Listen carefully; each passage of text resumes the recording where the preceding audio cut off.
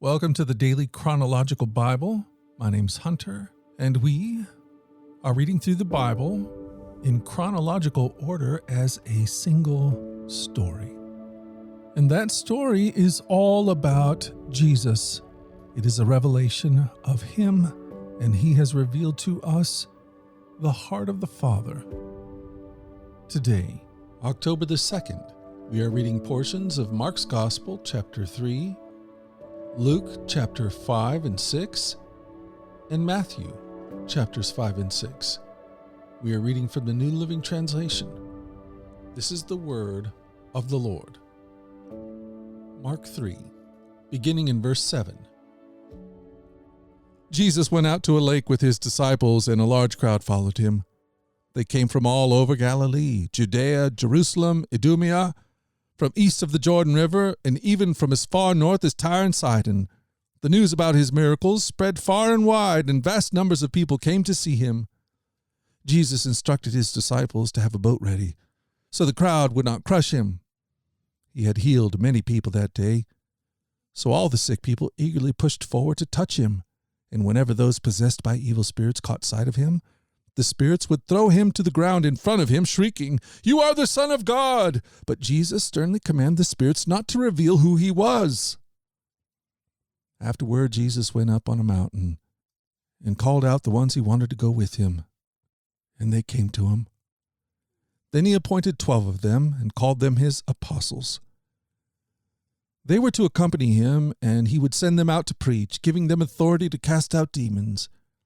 These are the 12 he chose: Simon, whom he named Peter, James and John, the sons of Zebedee, but Jesus nicknamed them Sons of Thunder, Andrew, Philip, Bartholomew, Matthew, Thomas, James, son of Alphaeus, Thaddeus, Simon the Zealot, Judas Iscariot, who later betrayed him. One day soon afterward, Jesus went up on a mountain to pray, and he prayed to God all night. At daybreak, he called together all of his disciples and chose 12 of them to be apostles.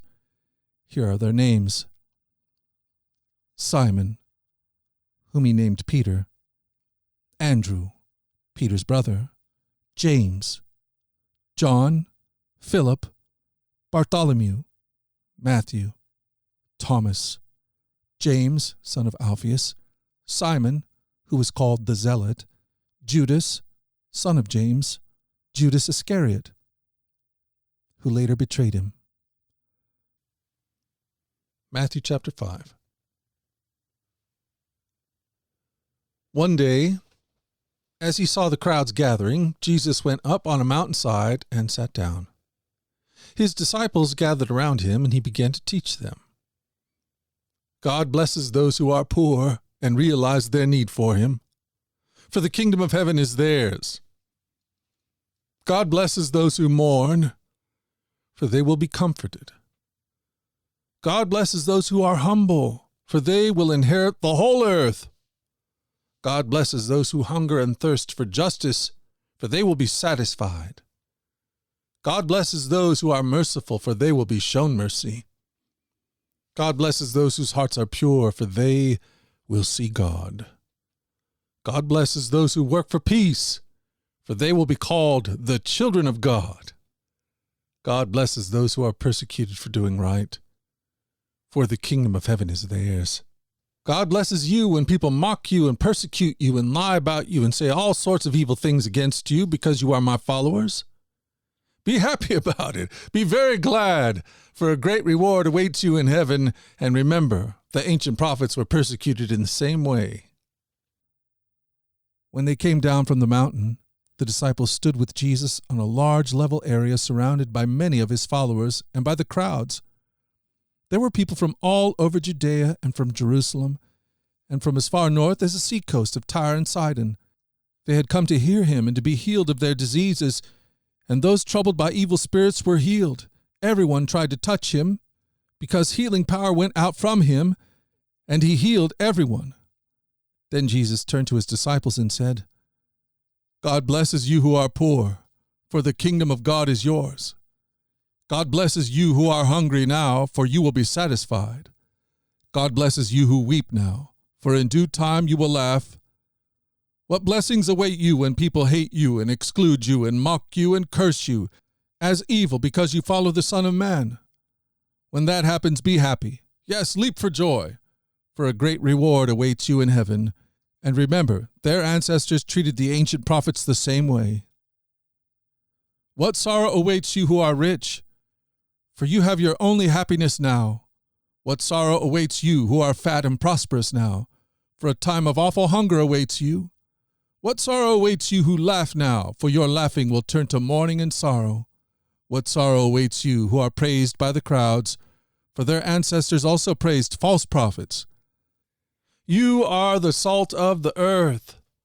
But what good is salt if it has lost its flavor? Can you make it salty again? It will be thrown out and trampled underfoot as worthless. You are the light of the world, like a city on a hilltop that cannot be hidden. No one lights a lamp and then puts it under a basket. Instead, a lamp is placed on a stand where it gives light to everyone in the house. In the same way, let your good deeds shine out for all to see, so that everyone will praise your heavenly Father. Don't misunderstand why I have come. I did not come to abolish the law of Moses or the writings of the prophets. No, I came to accomplish their purpose. I tell you the truth, until heaven and earth disappear, not even the smallest detail of God's law will disappear until its purpose is achieved.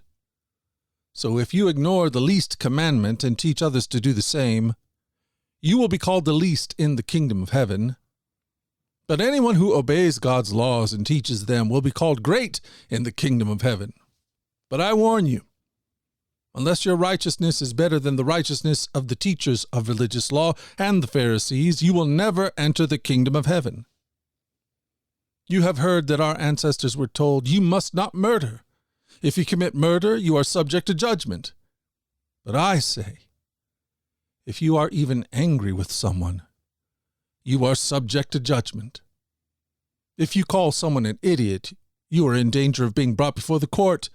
And if you curse someone, you are in danger of the fires of hell. So if you are presenting a sacrifice at the altar in the temple and you suddenly remember that someone has something against you, leave your sacrifice there at the altar. Go and be reconciled to that person. Then come and offer your sacrifice to God. When you're on the way to court with your adversary, settle your differences quickly. Otherwise, your accuser may hand you over to the judge, who will hand you over to an officer, and you will be thrown into prison. And if that happens, you surely won't be free again until you have paid the last penny. You have heard the commandment that says you must not commit adultery. But I say, anyone who even looks at a woman with lust has already committed adultery with her in his heart. So if your eye, even your good eye, causes you to lust, gouge it out and throw it away. It is better for you to lose one part of your body than for your whole body to be thrown into hell. And if your hand, even your stronger hand, causes you to sin, cut it off and throw it away. It's better for you to lose one part of your body than for your whole body to be thrown into hell. You have heard the law that says a man can divorce his wife by merely giving her a written notice of divorce. But I say that a man who divorces his wife, unless she has been unfaithful, causes her to commit adultery, and anyone who marries a divorced woman also commits adultery. You've also heard that our ancestors were told you must not break your vows. You must carry out the vows you make to the Lord. But I say, do not make any vows. Do not say by heaven, because heaven is God's throne, and do not say by earth, because the earth is his footstool, and do not say by Jerusalem, for Jerusalem is the city of the great king. Do not even say by my head, for you can't turn one hair white or black. Just say a simple yes, I will, or no, I won't. Anything beyond this is from the evil one. You have heard the law that says the punishment must match the injury. An eye for an eye, a tooth for a tooth. But I say, do not resist an evil person. If someone slaps you on the right cheek, offer the other cheek also. If you are sued in court and your shirt is taken from you, give your coat too. If a soldier demands you carry his gear for a mile, carry it 2 miles. Give to those who ask and don't turn away from those who want to borrow. You have heard the law that says, love your neighbor and hate your enemy. But I say, love your enemies. Pray for those who persecute you. And that way you will be acting as true children of your Father in heaven, for he gives sunlight to both the evil and the good, and he sends rain on the just and the unjust alike. If you love only those who love you, what reward is there for that? Even corrupt tax collectors do that much. If you are kind only to your friends, how are you different from anyone else? Even pagans do that. But you are to be perfect, even as your Father in heaven is perfect. But to you who are willing to listen, I say, love your enemies. Do good to those who hate you. Bless those who curse you. Pray for those who hurt you. If someone slaps you on one cheek, offer the other cheek also. If someone demands your coat, offer your shirt also.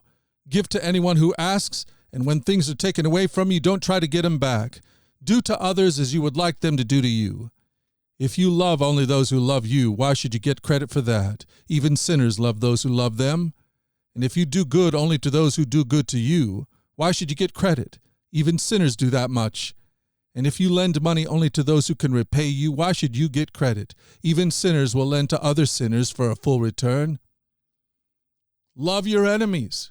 Do good to them. Lend to them without expecting to be repaid.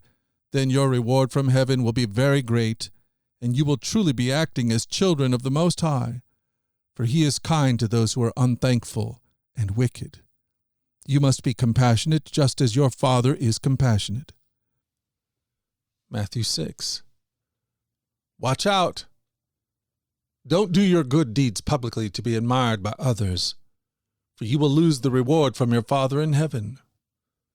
When you give to someone in need, don't do as the hypocrites do, blowing trumpets in the synagogues and streets to call attention to their acts of charity. I tell you the truth, they have received all the reward they will ever get. But when you give to someone in need, don't let your left hand know what your right hand is doing. Give your gifts in private, and your Father, who sees everything, will reward you.